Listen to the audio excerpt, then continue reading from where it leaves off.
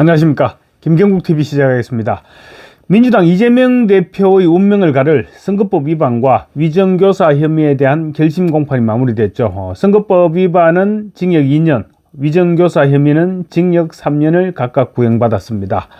당초에는 9월에 구형이 되면 10월께 1심 선고가 될 것이다. 그래서 10월 위기설이 나돌았죠. 그런데 이제 재판부가 선고 날짜를 다소 여유롭게 잡았습니다. 2달 가까이 이후로 미루면서 10월 위기설은 11월 위기설로 바뀌었습니다. 그런데 10월에는 위기설이었지만 11월은 지금 이제 위기설이 아니라 11월 이재명 몰락설로 비화되고 있습니다.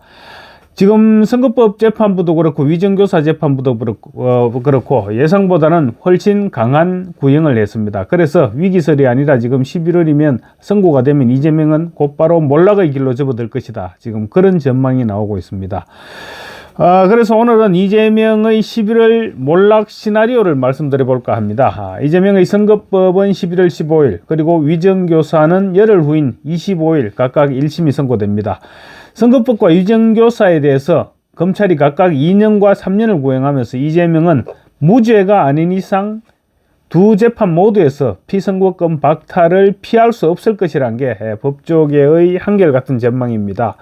이재명은 지금 두 재판 모두 정상 참작 사유는 눈을 씻고 찾아봐도 찾을 수가 없습니다. 대신 가중처벌 사유만 수두룩합니다. 판사들이 봐주고 싶어도 봐줄 수 없는 그런 상황으로 내몰린 것입니다. 무죄를 선고하기에는 또 증거와 증인들이 너무나 확실합니다. 그저께 그러니까 지난달 30일 결심 공판이 열린 위정교사 혐의에 대해서 법조계에서는 경험적으로 볼 때 무죄가 아니라면 무조건 실형이 선고돼도 하나도 이상하지 않은 상황이다. 이렇게 입을 모으고 있습니다. 검사 출신인 국민의힘 주진우 의원은 내가 20여 년간 봐온 사건 가운데 가장 증거가 명백하다. 이렇게 주장하고 있습니다. 검찰은 이재명의 위정교사 혐의에 대해서 징역 3년을 선고했죠. 이처럼 중형을 선고한 사유로 지난 6년간 위정교사범 195명 가운데 징역형이 35.4%, 징역형의 집행유예가 54.8% 이렇게 선고됐다고 설명했습니다. 벌금형은 6.2%에 불과했습니다. 그러니까 94.8%가 징역형 또는 징역형의 집행유예를 선고받았던 것입니다. 그만큼 중대한 범죄라는 것이죠. 위정교사에서 집행유예 이상이면 이재명은 무조건 피선거권이 박탈됩니다. 대선에 출마할 수 없게 된다는 말이죠. 검찰은 구형에 앞서서 이재명의 거짓말 범죄는 사법질서를 교란시키는 행위다. 이렇게 거듭 강조했습니다. 이재명은 이미 2002년이었죠. 검사를 사칭할 때 무고죄도 함께 처벌을 받았습니다. 그런데 무고와 위정은 동종 범죄입니다. 수사 과정에서 거짓말을 했다면 무고가 되는 것이고 재판 과정에서 거짓말을 하면 위정이 되는 것입니다. 그래서 이재명이 만약에 이번에도 위정 혐의가 유죄로 인정되면 재범이 되는 셈입니다. 재범에게는 집행유예를 선고하지 않는 것이 관례입니다. 결국 실형을 선고할 수밖에 없다는 것이죠. 이재명은 또 공직선거법 위반 재판 과정에서 성남시 공무원들에게 반복되는 위정회유와 협박을 했습니다. 물론 회유와 협박이 최종적으로 성사가 되지 않았습니다. 그래서 혐의에 추가되지는 않았지만 검찰이 위정교사 혐의에 대해서 징역 3년을 선고하면서 이 부분을 언급했다는 것은 실형이 선고돼야 된다. 이런 의지를 판사에게 거듭 강조한 것으로 그렇게 볼 수 있을 것입니다. 이재명과 공범으로 위정 피고인인 김진성 씨는 최후 진술에서 개인적으로는 죄송하다. 제 죄를 인정하고 매일 체념하면서 반성한다. 선처를 부탁한다. 이렇게 말했습니다. 이재명으로부터 위정을 지시받아서 재판정에서 위정을 했다. 이런 사실을 그대로 자백을 한 것이죠. 이 같은 상황들을 종합해 볼 때 이재명의 위정교사는 실형 선고를 면하기 어려워 보입니다. 위정교사 재판부 김동현 부장판사가 선고일을 11월 25일로 잡은 것도 사실상 중형 선고를 예고했다. 이런 분석이 가능할 것입니다. 김동현 부장판사는 지금까지 이재명에게 굉장히 우호적이었습니다. 그렇지만 합의부에서 선고는 혼자 하는 것이 아니죠. 좌우 배석 판사들의 의견 역시 반영해야 됩니다. 분위기로 봐서 무죄를 선고하기는 힘들 것 같고 유죄를 선고하면 피선고권 박탈형이 불가피해집니다. 그래서 선택한 것이 선고 날짜 연기로 나타났다, 이렇게 볼 수 있을 것 같습니다.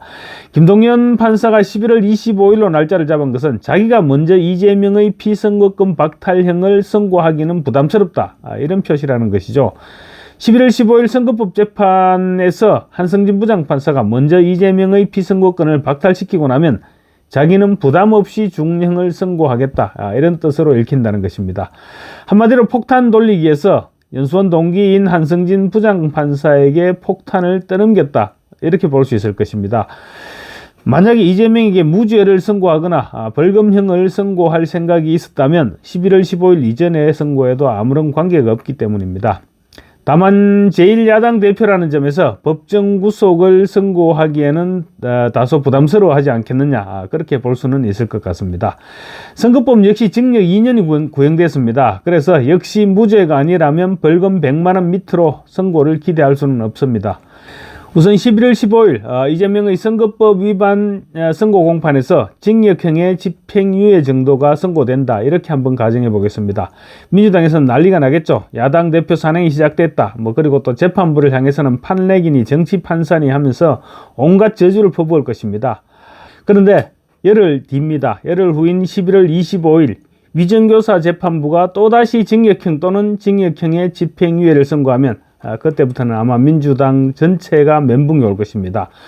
물론 지금도 이재명이 피선고권 박탈형을 선고받으면 어떻게 될까, 이런 생각을 할 것입니다. 그렇지만 생각과 현타는 분명히 다릅니다. 차원이 다르죠.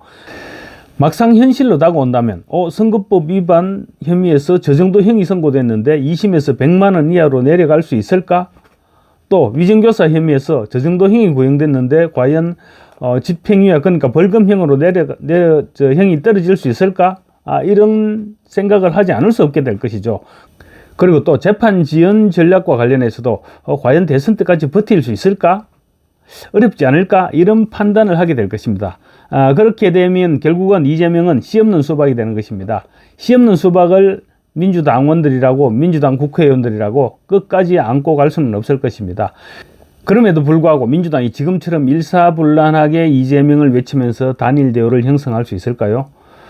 이재명의 최측근이죠. 친명계의 좌장으로 불리는 정승호 의원은 1심 판결이 나온다고 하더라도 이재명의 리더십은 흔들리지 않는다, 이렇게 자신있게 얘기를 했습니다. 그런데 과연 그럴 수 있을까요? 이재명이 선거법과 위정교사 1심 재판에서 피선거권 박탈형을 선고받고 난 이후의 상황을 한번 시뮬레이션 해보겠습니다.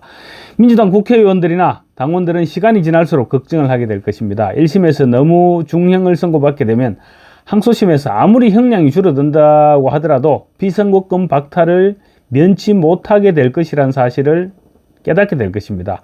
특히 선거법의 경우 조희대 대법원장이 633 강행 규정을 지킬 것을 지금 일선 법원에 당부하고 있죠. 그러니까 1심 6개월, 항소심 3개월, 그 다음에 3심 3개월, 이렇게 1년 내로 끝내라, 지금 이걸 강조하고 있습니다. 그렇게 22대 총선 사범들을 1년 만에 선거법 관련 사범들은 모든 재판을 마무리하도록 노력하라, 이렇게 독려하면서 이재명 재판에 대해서는 마냥 여유있게 2심에서 시간을 끌도록 내버려 두지는 못할 것입니다.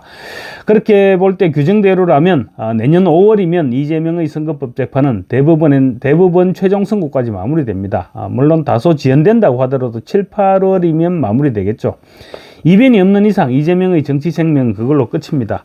민주당 의원들이나 당원들이 11월 25일 이후 고민을 하지 않을 수 없는 이유입니다. 자기들이 볼 때 결국 이재명은 대선을 출마하지 못할, 그러니까 씨 없는 수박이 될 가능성이 거의 확실시되는 것입니다. 그래서 개딸들은 벌써부터 판사들에게 싹싹 빌기 시작했죠.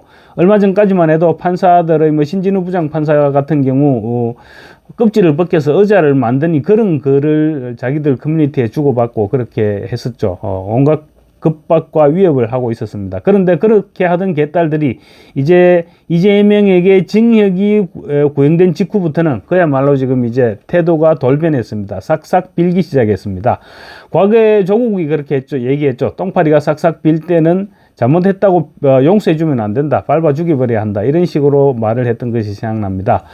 개딸들은 또 탄원서도 준비하고 있습니다. 또 민주당에서도 1심 재판부가 최악의 선고를 한다고 하더라도 재판부에 대한 보복 조치라든가 그런 일은 없을 것이다, 이렇게도 밝히고 있습니다. 한마디로 지금 재판부에 납작 엎드리고 있는 것입니다. 그렇지만 그런 상황에서 지지자들이 과연 이재명을 끝까지 안고 갈 수 있을까, 이런 부분은 또 다른 부분일 것입니다. 지금이야 없지만 대안은 찾기 나름이고 또 대안은 만들기 나름입니다. 이재명으로는 안 되겠다, 또는 이재명이 아니면 대선에서 못 이기나, 이런 생각도 나올 수밖에 없을 것입니다. 벌써부터 당내에서는 이재명 이후에 대한 언급들이 나오기 시작했습니다. 지금이야 아직은 검찰 구형이니까 어떨지 몰라도 만약 판사가 선고를 하게 된다면 생각이 달라질 수밖에 없을 것입니다. 두 개의 재판에서, 그것도 항소심에서 감형된다고 하더라도 피선거권이 박탈될 것이란 전망이 나오면 그때도 이재명을 아버지로 떠받들지는 않을 것입니다. 오는 8일부터 또 이재명 킬러로 불리죠. 수원지법 신진우 부장판사가 주관하는 이재명의 불법 대북 송금 재판도 시작됩니다. 이재명의 내리막길은 벌써 시작됐다, 이렇게 봐도 무방할 것입니다. 감사합니다.